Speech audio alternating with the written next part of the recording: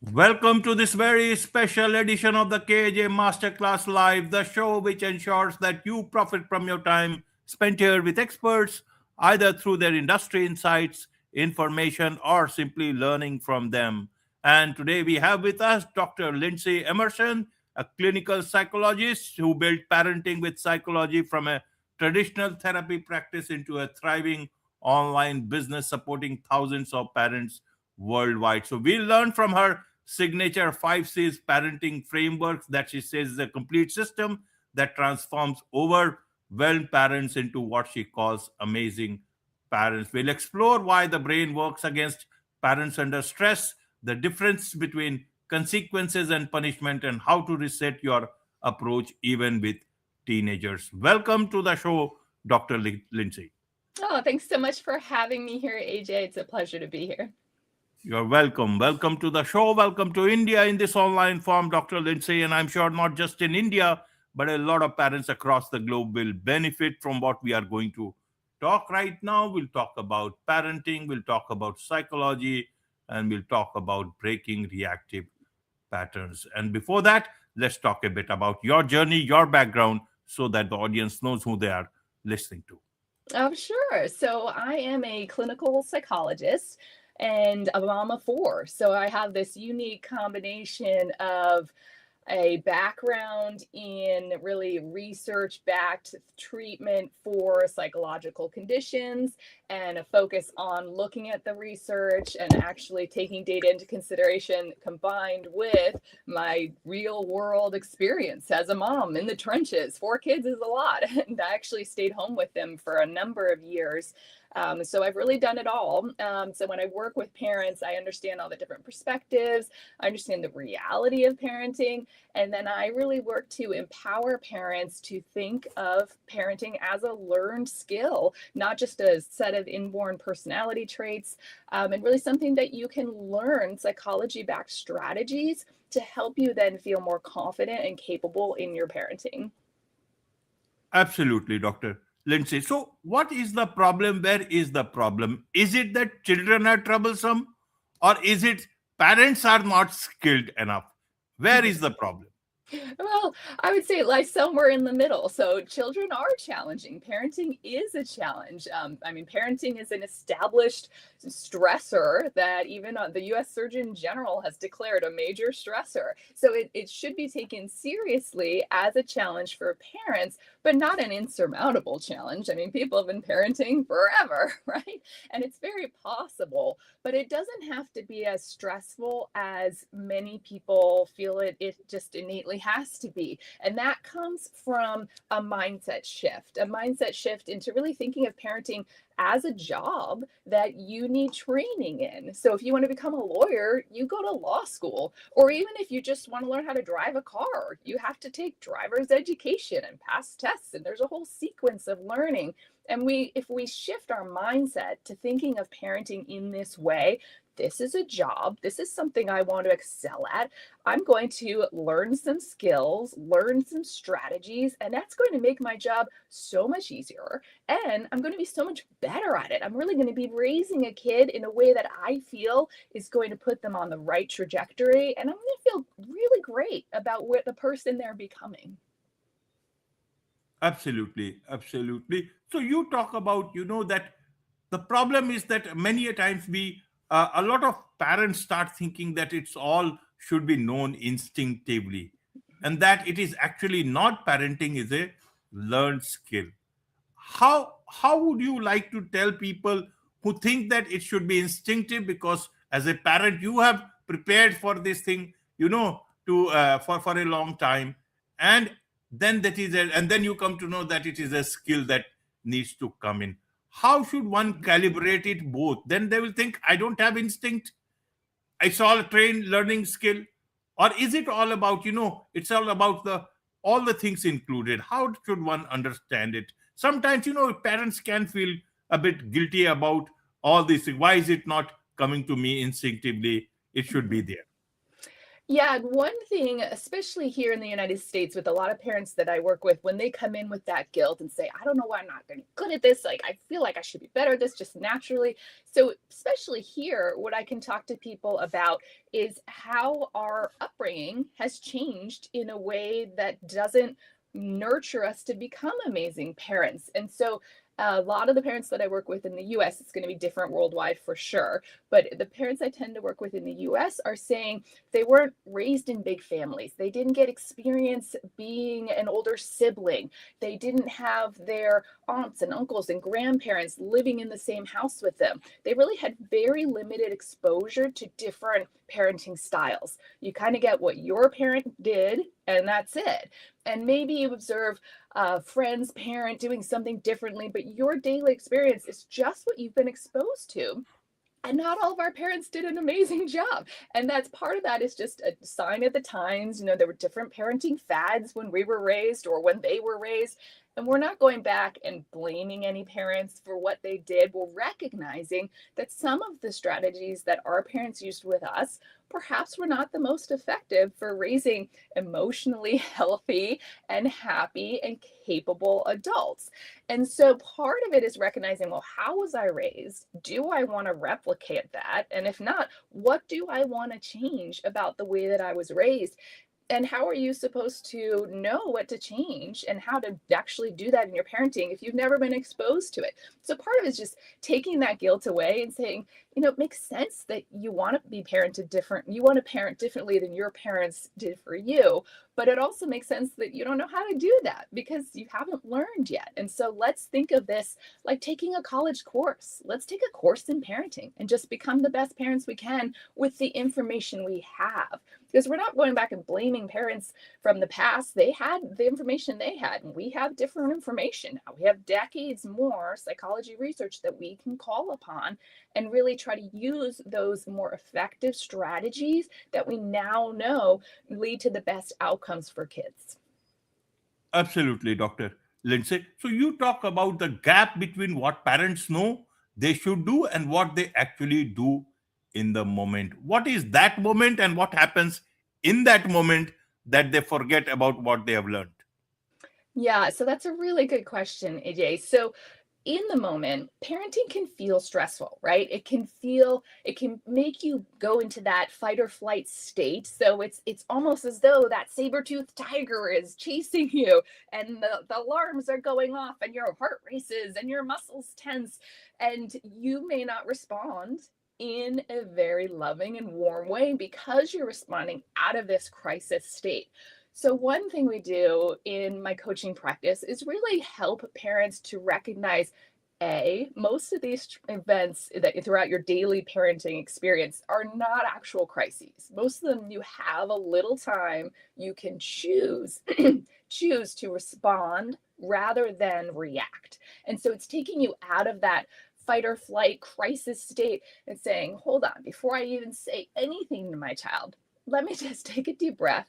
Let me consciously decide to respond rather than react. And that simple shift is really important. And it's what steers you in a different trajectory. So instead of feeling stressed, feeling like what's happening now has to be managed immediately and it's a big crisis, instead of yelling or shaming or threatening, instead of all of those sometimes instinctual responses, we're going to say, hold on, let's reframe this and let's just put a little reality check in it. And let's realize, okay, my child just said something I didn't like. It's not an emergency. I can take a moment. I can think through, well, how do I want to respond to them? What is that going to teach them? And how is that going to help them the next time they're in a similar situation? And so you really you do this shift from reactive parenting to intentional parenting. And you bring a calm teaching mindset to your parenting. And it makes your daily experience so much more enjoyable. And your child is able to learn so much more from that approach than the blame, shame, threats, authoritarian approach.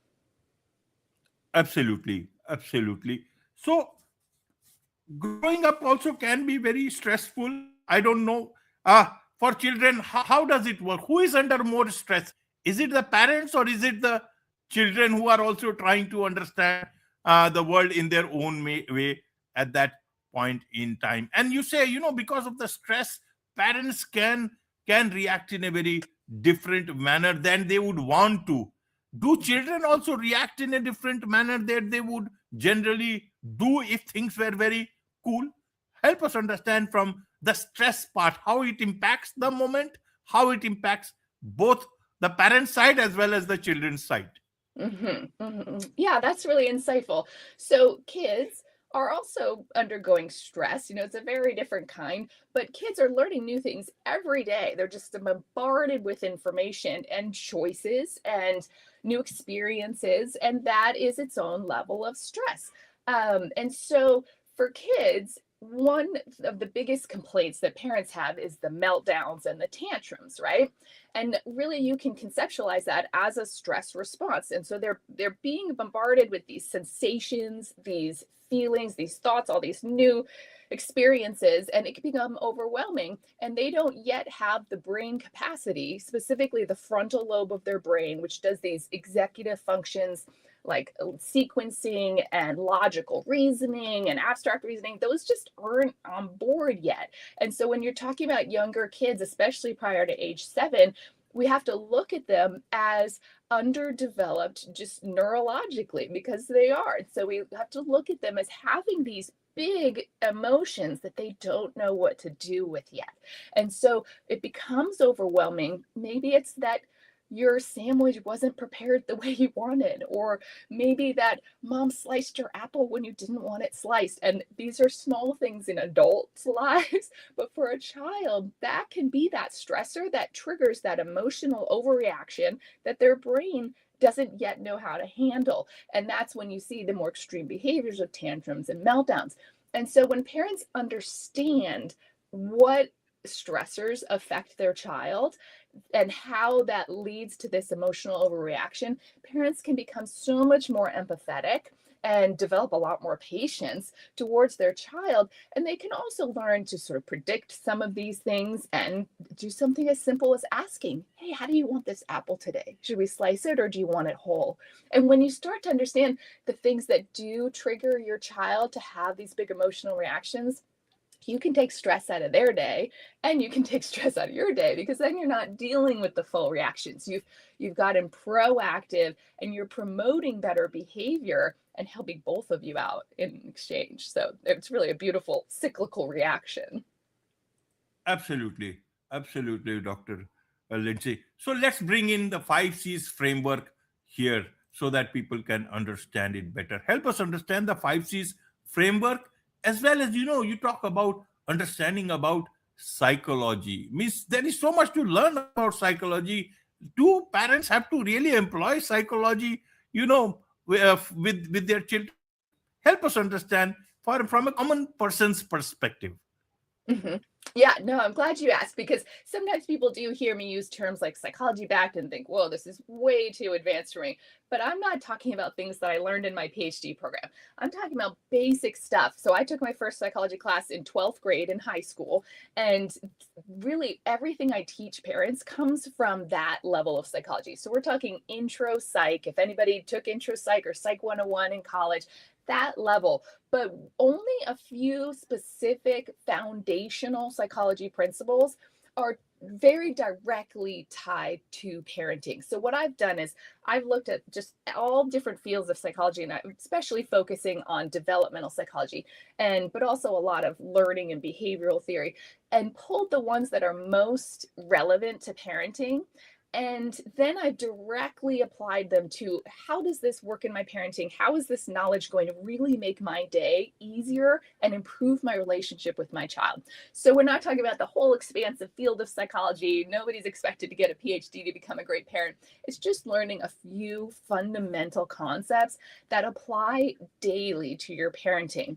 And the 5 C's are the framework that I developed to help parents learn to use an organized organized system to approach their parenting. So the 5 C's are 5 concepts that I identified as really the key points where you can make changes in your parenting and see very meaningful outcomes. So the 5 C's are communication, the way you talk to your child, consistency, and that's everything from consistent sleep to a consistent approach to how you manage your child. Choices and checkpoints. These are paired in here because checkpoints are your child's developmental milestones. So understanding how their brain works at different ages. And choices are the way that you give them autonomy at different ages. So that does change as they get older. Consequences. And so that's learning that behavior has consequences. If this, then that. And then finally, check yourself. And that's really getting into the parent's head and how can we change our own thinking to then improve our relationship with our child. So we have the 5 C's. And when I coach parents, I walk them through each of those areas and we go in depth on those core psychology concepts that really apply to each of those areas. And it leaves them with this structured framework so that when they approach parenting every day and they encounter some struggle, they say, oh gosh, that didn't go as I expected. You know, what happened here? Let's think that through. How was our communication? Is something off on their consistency? Did I not set them up for success today? Do I need to be giving them more choices? Hey, is this an appropriate time to use consequences? Or, hey, maybe this is a little more on my end. Let me think this through. What could I be doing to change things? And so it gives them this structure. I'm a very organized person. I appreciate structure. The people I work with appreciate structure. And that's what the 5 C's provide. Absolutely, absolutely. So when do parents come to you? What is it that they come to you for generally in today's time? Yeah, it's interesting. It varies, AJ. So I just started working with a family and they have an 18-month-old who's biting and they're concerned about that. Yeah, common behavior. And so, but they also just want to make sure that they're doing a good job in their parenting. So often it's that crisis moment, this new behavior pops up. Oh my gosh, what's going on? But often there's the underlying worry of just, am I doing a good job? Am I raising my kids to become confident and capable and happy and healthy adults? And that's where the psychology comes in. And I can tell them with certainty that decades of psychology research show that there really is one ideal parenting style that leads to best outcomes across the board. And it's called authoritative parenting. I don't love that term. It's a little complex. So I call it amazing parenting in my coaching practice.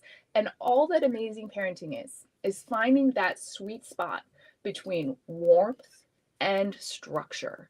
So you're loving with your child and you are having high expectations for them. And finding that balance through using the 5 C's can help parents to then feel very confident and capable in their parenting and get rid of that underlying worry that maybe their child's not on the right trajectory, because they are. You're finding that balance and that they're going to turn out really as best you can hope for.